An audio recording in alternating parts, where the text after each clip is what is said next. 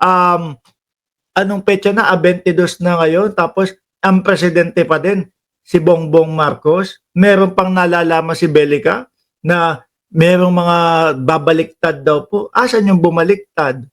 Hanggang ngayon, wala. O eto ho, mga bossing ha. Yung pangalawang topic natin, ipapakita ko lang sa inyo. Ito po yung pangalawang topic natin. Yung Kongreso ho, mga kababayan, sa pangunguna ng bagong House Speaker ay gustong pabuksan yung mga salin. Alam nyo, mga boss chief amo, sir, ang unang, nung House Speaker pa lang ho, ay si Martin Romualdez. Sinabi niya na po yan eh. No? Bycam nga, sabi niya, ano gusto niyo? O sige, ganito, yung bycam is, kapag ka nag-uumpisa na yung session, ipalabas natin sa mamamayang Pilipino. Pwede silang tumulugsa, pwede silang magsabi kung ano ayaw nila. Yung bycam na yan, ilalabas natin sa mamamayang Pilipino para marinig nila. Tapos ano sabi nilabas ni Duterte nung magkakapatid na mga Duterte, labasan daw ng salin. Pinatos din ni Martin Romualdez. Okay, labasan tayo ng salin. Tara, game, G tayo. Yan ho, mga kababayan. No, ngayon, eto, mukhang madaming malilintikan dito.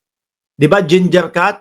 Sabi ni Ginger Cat, nice talaga na i-open sa public salin. Bawat publiko, pwera na lang kay Buday. Di niya ilalabas ang salin.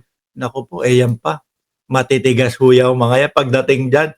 Pwede silang magsabi na, ilabas mo ang salin mo. Pwede silang magsabi ng ganun doon sa mga kalaban nila.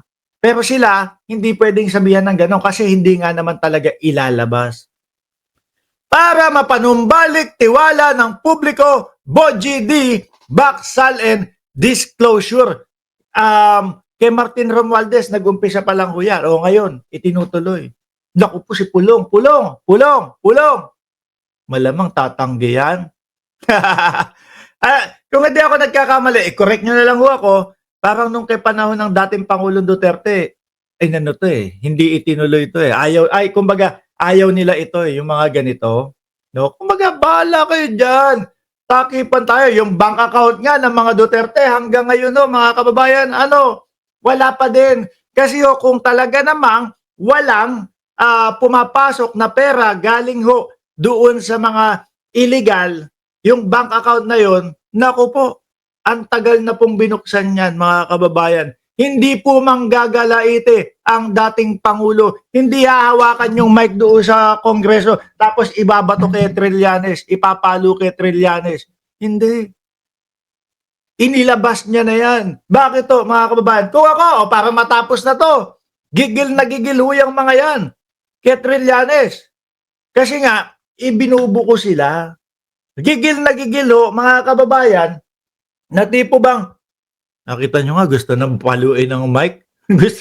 gusto nang gusto nang yariin si Trillanes. Di ba? Ako, kunyari, wala akong ginagawang mali, wala akong mga hinahawakang mga drug lord, etc., etc. Pinagbintangan nyo ako. Pinagbintangan kunyari ako ni Mel Buena. Nagpadala nga na super sticker.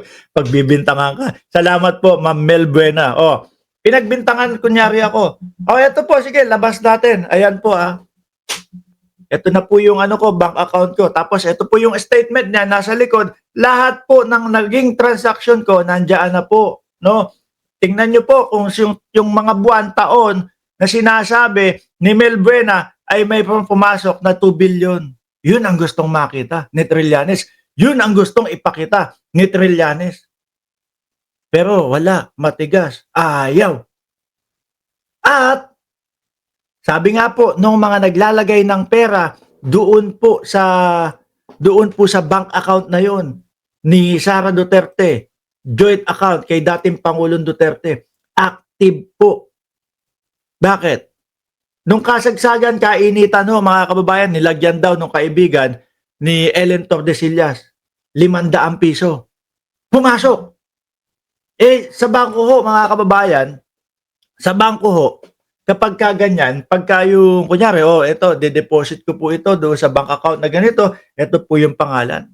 Kapagka tinype yan nung mga teller, oh, okay, active. O sige, 500. Hindi naman ho kalakihan yun. Ano, kumbaga, bayad utang lang yun or whatever. Kung 1,000,000 na ipapasok yun, "Stop, wait lang po." Kukwestiyonin pa yun. Saan galing yung pera? Bakit mo papasok yung ganito, ganyan. 500, walang question yun. Pasok yun. Pumasok yung 500. At eto, sinubukan pa nga ho ni Ellen Tordesillas ulit, mga kababayan, nito lang mga nakakaraan, 100 kasi hindi naman daw siya kasing yaman nung kaibigan niya. Pumasok pa din. Hmm. Ang tagal na nilang gustong ipahiya si Trillanes. Ito yung mga pagkakataon para mapahiya si Trillanes. Yung tato ni Pulong, isang angatan lang sa likod, oh. Di ba? Isang angatan lang nung likod ni Pulong Duterte, pahiya na si Trillanes kung walang tattoo doon. Yang bank account, isang pakita lang nung bank statement. Pahiya na si Trillanes kung walang pumapasok na mga illegal na pera dyan. Di po ba? O eto ngayon, bukasan naman ng salin. Pag natuloy yan, naku po, madaming bukod kay Pulong, may iba pa hong mga papalag dyan, mga bossing. Ano? Speaker Faustino D. III is in favor of making public the statement, assessment, liabilities, and net worth or SALN of members of the House of Representatives. Oh, yan daw ho, mga kababayan. Sabi ko nga ho sa inyo nung nakaupo pa po bilang speaker si Martin Romualdez, isinusulong niya na din to. Dahil nga, isa din sa paghamon ng mga Duterte na maglabasan daw ng SALN. Sabi ni Shiro Kansaki, "Uy, open SALN!" Iiyak ang mga Duterte dyan. Sabi ko dito, mga kababayan, sa tingin ko naman, sa ngayon ay kailangan talaga makita nila ang ating mga miyembro at hindi lang dito sa miyembro ng mababang kapulungan dito sa Kongreso ay dapat talagang makita. Maging bukas ang SALN ng bawat isa para ganun maipakita natin sa ating mga kababayan at manumbalik ang pagtitiwala sa atin. Ang tanong, Senado kaya? Gagawin din kaya yan? Papayag kaya yung mga senador doon? Baka hindi. Baka ayaw nila ng ganyan. Di ba? When asked if he is willing to make his SALN public, the reply, yes. Kung kinakailangan, kung kakailanganin, ipakita yung aking SALN. Bakit hindi? Di ba? Alam natin, mga kababayan, sa Kongreso, meron din pong mga tiwali. Meron din pong talagang mga magnanakaw sa Kongreso. At ito po, mga boss chief amo, sir, tingin ko ang makakapagpabalik talaga sa tiwala ng mamamayang Pilipino sa Kongreso. Kaya lang mas walang tiwala po sa Senado yung mamamayang Pilipino no. Ito na lang ho, nanunumbalik dahil ang nakikita nila na yung Senate President ngayon ay nasa gitna. Yung Senate President ngayon ay para sa taong bayan, para sa mamamayang Pilipino. Sabi ni Clement de la Paz, lahat sila live ipakita ang SALN. Oh, sabi ni Bubi, Shanky, di kaya ni Sara Lustaya na ipakita ang kanyang SALN.